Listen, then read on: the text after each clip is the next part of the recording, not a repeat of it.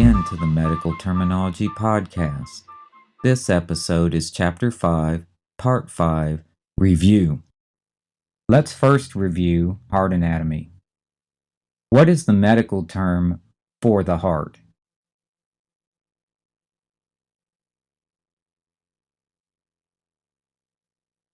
That's the myocardium.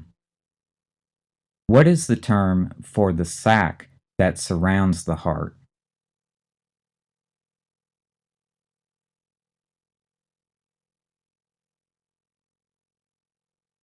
That's the pericardium. What is the term for the large artery that takes oxygenated blood from the heart and sends it back to the rest of the body?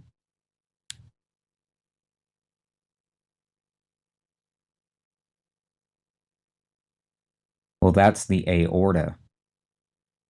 And what is the term for the large vein that brings the deoxygenated blood back into the heart?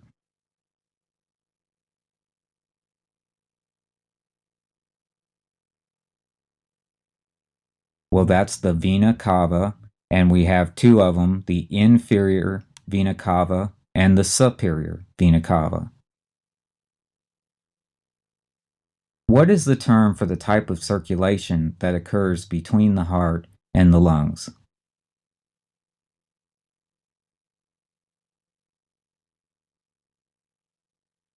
That's the pulmonary circulation. And what is the term for the valve that separates the left atrium from the left ventricle?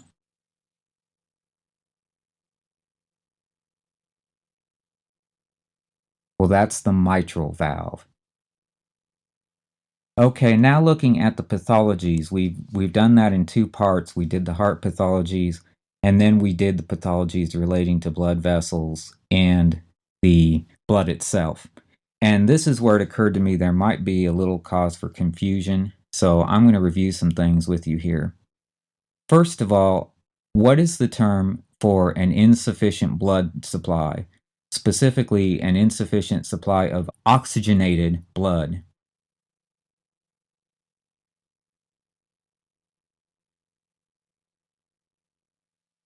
That's ischemia, ischemia. And the key idea I want to emphasize with ischemia is we're talking about a lack of flow of oxygen. The oxygen's in the blood, but the real problem with ischemia is it's a lack of oxygen. And we usually use this term pertaining to the heart and also pertaining to the brain. Now, there was another term that we talked about last time, and that was a term for insufficient flow of blood to a body part.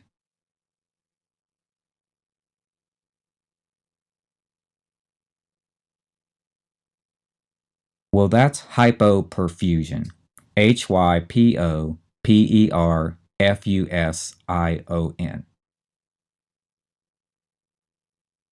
And then we had the term for a sudden loss of oxygenated blood supply, and this lack of oxygen would cause tissue death.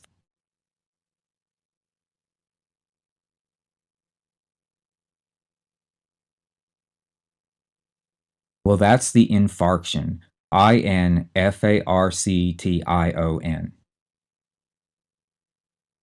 And then we had a term that applied to a condition when the heart doesn't pump well, and that can cause a fluid buildup in places in the body. What is the term for that?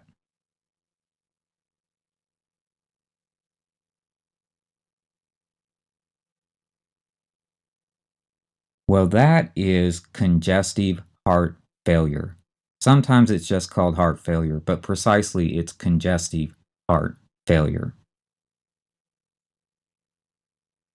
And then we had a term for a condition in which blood does not flow well to the vessels in the external parts of the body, say the arms, hands, legs, feet, or to some of the visceral organs. What is the term for that?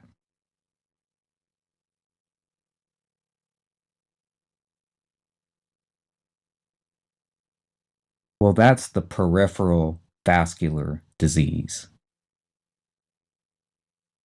We have two other terms that occurred to me that I really have not given you a clear explanation of the difference between them, and so I want to go over those with you. What is the term for excessive number of red blood cells?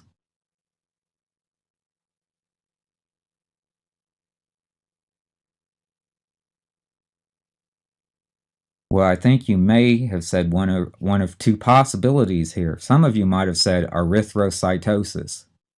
erythrocytosis.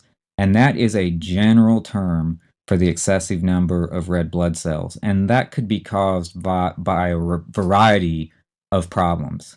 So that is sort of a general plain vanilla term. Now, some of you may have thought of polycythemia, polycythemia. That also means the excessive number of red blood cells, although the textbook indicates that that is caused by an overproduction by the bone marrow. There are too many blood cells in the blood because there are too many being made. Now, there are other conditions of erythrocytosis. You could have, for example, a situation where there's not as much fluid volume in the blood as would be normal. That can lead to an excessive number of red blood cells relative to the blood volume. So that would be an erythrocytosis, but it's not caused because too many blood cells are being made.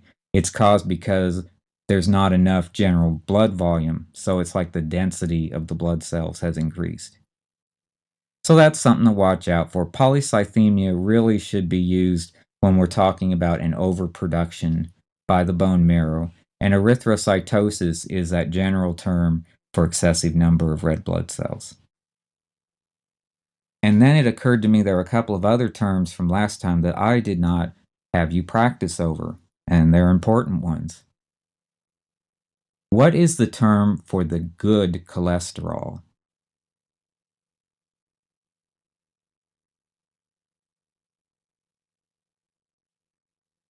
Well, that's the high density lipoprotein, or HDL cholesterol. Remember, the good stuff is high density. It's like a bowling ball, it's heavy, it sweeps through and carries the bad stuff away. Now, what is the term for the bad cholesterol?